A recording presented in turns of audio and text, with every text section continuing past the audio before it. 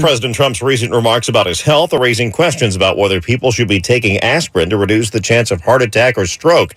The president told the Wall Street Journal he takes a higher dose of aspirin than what his doctors recommend. He said it's good for thinning out the blood, and he doesn't want thick blood going through his heart. Trump is 79 years old, turns 80 on June 14th. Cardiologist Rig Ved Tadwalker with the Pacific Heart Institute in Santa Monica says there's no blanket recommendation anymore about whether people should take aspirin to reduce blood clotting risks. In this specific case, when people are taking it for prevention, aspirin for what we call primary prevention, really the need for aspirin itself is also potentially questionable. It really needs to be a shared decision-making model, as we'd like to say, where we'd really go into risks and benefits of that approach in the first place. But if we say that taking aspirin was in fact necessary or was likely to be of value for a specific person, then the typical dose that we would recommend is 81 milligrams, which is also known as what we'd say, quote, baby, unquote, aspirin. Trump's doctor told the Journal the president takes 325 milligrams of aspirin daily, so that's about 4 times the dose of what it was just recommended there.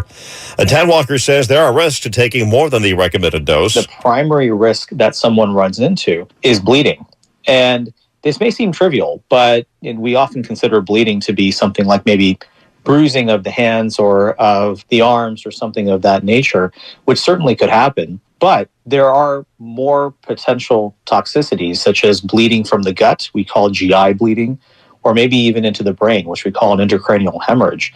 So this is a very real increased risk for someone who's on a higher dose of aspirin or just potentially aspirin in general, who otherwise doesn't require it. Some people have pointed out bruising on President Trump's hands. Tadwalker says the aspirin usage may be a factor, but there's another potential reason. Many people at a certain age can have these bruises as well, and a lot of that has to do with skin friability, skin thinness that can occur with age just because of loss of elasticity and other elements. He says, bottom line, don't just start taking aspirin on your own. There are many different aspects to consider in making that decision. So certainly talking to your doctor, and specifically with a cardiologist, would make a lot of sense because there's a lot of tools now to estimate who is likely to benefit and to what degree. As for the president, he posted on social media today, White House doctors have deemed him to be in all caps, in his words, perfect health.